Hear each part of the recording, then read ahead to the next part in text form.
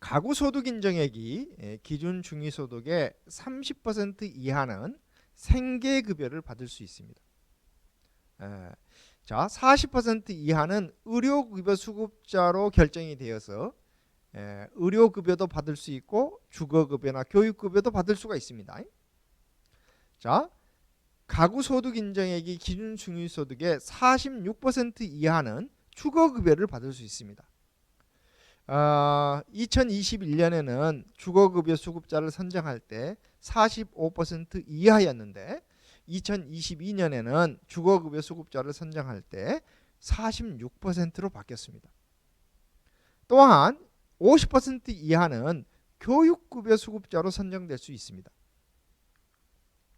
가구소득 인정액이 기준 중위소득의 30% 이하이고 복지로나 행정복지센터에 신청하면 생계급여 수급자가 될 수 있습니다.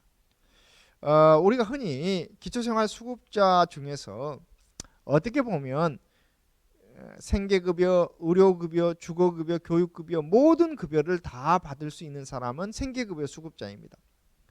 따라서 생계급여 수급자를 선정할 때에는 좀 상당히 엄격하게 선정하고 있습니다. 왜냐하면 한 번 생계급여 수급자가 되면 생계급여, 의료급여, 주거급여, 교육급여 등이 거의 매달 또 이렇게 사건이 있을 때마다 받을 수 있기 때문에 국가의 입장에서는 사실은 생계급여 수급자에게는 연간 예산이 상당히 많이 들어가기 때문에 그렇습니다. 따라서 생계급여 수급자는 당사자의 소득과 재산을 볼 뿐만 아니라 부양 의무자의 부양비라는 것을 보고 있습니다. 그래서 그동안에 65세 이상 노인 뭐 이런 분들이 혼자 살거나 혹은 부부만 살거나 매우 어렵게 살고 있어도 신청하면 생계급여 수급자가 안 되는 경우가 많았습니다. 이유는 당사자의 소득과 재산은 별로 없지만 대개 부모에게는 자녀, 또 자녀에게는 부모가 부양 의무자입니다.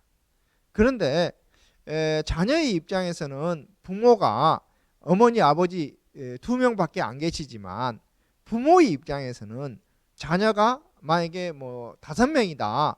그러면 5명의 자녀의 소득과 재산뿐만 아니라 그 5명이 결혼을 했다면 배우자의 소득과 재산을 다 봐요.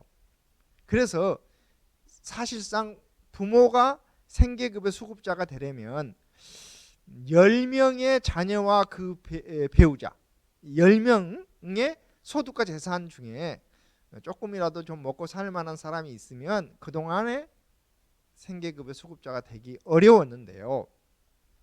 이제는 부양 의무자의 소득이 연간 1억 원 이상, 재산이 9억 원 이상일 때만 부양비를 보도록 바뀌었습니다. 따라서 뭐 부모나 자녀 다 그냥 먹고 살만하는 정도다. 뭐 연간 1억 원 정도의 소득은 없다. 재산이 9억 원 이상 정도는 없다.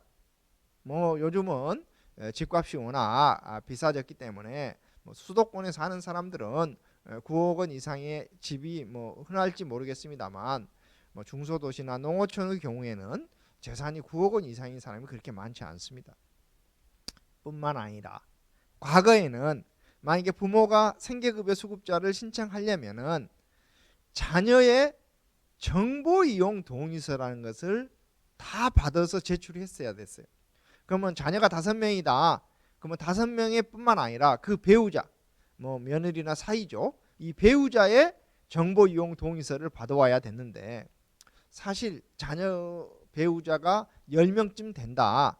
그러면 꼭 한두 명은 평소에 연락이 잘 안 되거나 연락이 되더라도 뭐 어떤 어머니가 생계급여 수급자를 신청한다면 다 어머니 뭘 그런 걸 다 신청하려고 그래요 라고 반대를 하거나 또 이런저런 이유로 개인정보 이용 동의서를 한 사람이라도 안 써주면 수급자 신청 자체가 안 되었습니다.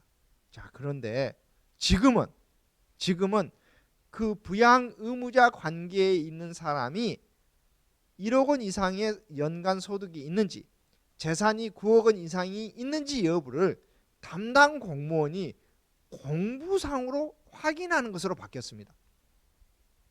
그러니까 이 생계급여 수급자 신청하는 사람의 입장에서는 엄청 좋아졌습니다.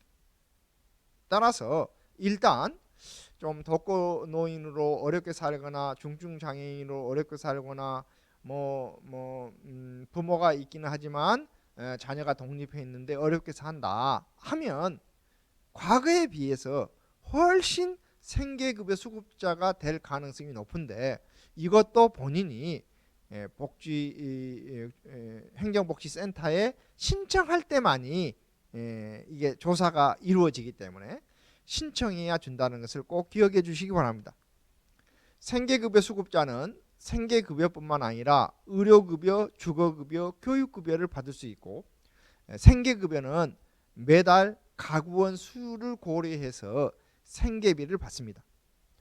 그런데 실제로 통장에 찍히는 생계급여는 국가가 주는 한도의 범위 내에서 그 사람의 소득 인정액이 얼마냐를 가지고 줍니다. 예를 들어서 1인이 받을 수 있는 생계급여액이 매달 한 55만 원쯤 된다. 그러면 전혀 소득이 없다. 그러면 55만 원이 통장에 찍히고, 만약에 이 사람이 노인의 경우 기초연금으로 30만 원을 받았다. 그러면 30만 원이 이미 찍혔기 때문에 생계급여를 줄 때에는 30만 원을 공제하고 25만 원만 주고 있습니다. 이게 바로 이른바 줬다 뺏는 기초연금이라는 건데, 개정이 꼭 필요합니다. 그런데 이제 생계급여액은 가구원 수가 많으면 많이 받고, 또 소득 인정액이 적어야 많이 받도록 돼 있어요. 야, 무슨 가구원 수라는 것이 정해져 있는 거 아니냐, 이렇게 말하는 사람이 있는데 그렇지 않습니다. 예를 들어서 제가 4인 가구를 늘 이렇게 예를 들었는데요. 4인 가구다. 그러면 그냥 4인 가구인가 보다. 그러면 4명의 생계급여를 주면 되는가 보다. 이렇게 생각하기 쉽습니다. 자, 그런데 만약에 자녀가 대학을 가기 위해서 따로 산다. 그러면 우리나라는 미혼인 자녀는 따로 살아도 함께 사는 것으로 간주해서 가구원으로 보고 있습니다. 그런데 만약에 이 자녀가 군대에 입대했다. 그러면 우리가 흔히 가족이라고 볼 때에는 군대에 입대했어도 가구원으로 봐요. 그런데 국가가 생계급여를 줄 때에는 한 사람을 빼고 줍니다. 왜? 그 사람 밥값은 국방부에서 알아서 해결하고 있기 때문에 식구가 지금 밥그릇 수는 3그릇밖에 안 되지 않느냐, 이런 방식으로 한다는 거예요. 그 다음에 이제 생계급여 수급자는 대개 18세 미만의 아동이거나 65세 이상의 노인, 또 그렇지 않더라도 중증 장애인처럼 소득이 전혀 없는 사람들이 많아요. 그런데 소득이 만약에 발생됐다. 기초연금이라든지 또 국민연금이라든지 아니면 어디 아파트 건설 현장 같은 데에 가서 며칠 일해가지고 돈이 좀 벌어졌다.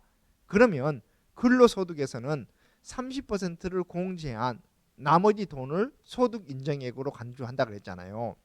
그러니까 어떤 사람이 난리를 한 닷새 해서 가지고 50만 원을 벌었다. 그러면 5, 3, 15, 15만 원을 공제하고 35만 원은 소득 인정액으로 간주해서 그 다음 달 생계급여를 줄 때 35만 원을 빼고 줍니다. 특별히 지금 노인들에게 가장 이렇게 논란이 되고 있는 것이 기초연금입니다. 기초연금은 월 30만 7,500원까지 받을 수 있는데 다음 달 생계급여에서 그만큼 공제하고 있습니다. 그래서 많은 어르신들이 차라리 줬다 뺏는 기초연금을 주지 말아라. 그래서 어떤 분들은 아예 기초연금 자체를 신청을 안 해요.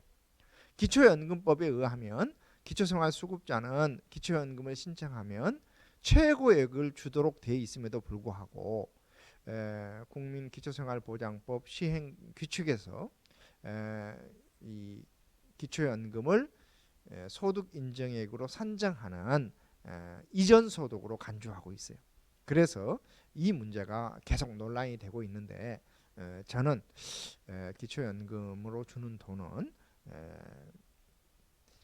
소득 인정액 산정할 때 좀 특별한 배려가 필요하지 않나 하는 생각을 갖습니다. 왜냐하면 이미 아동들에게 주는 아동 수당이나 장애인에게 주는 장애인 연금 같은 거, 또 뭐 대학생들에게 주는 대학생 국가장학금 이런 것들은 다 이전 소득임에도 불구하고 공제해 주는데 왜 기초생활보장수급자들이 받는 기초연금만은 극구 이전 소득으로 간주를 해서 주지 않는지 납득을 하기가 어려운 점이 있습니다. 그렇지만 현재 2022년 현재에는 기초연금을 받으면 생계급여에서 수급액이 그만큼 덜 나올 수 있다라는 것을 꼭 기억해 주시기 바랍니다.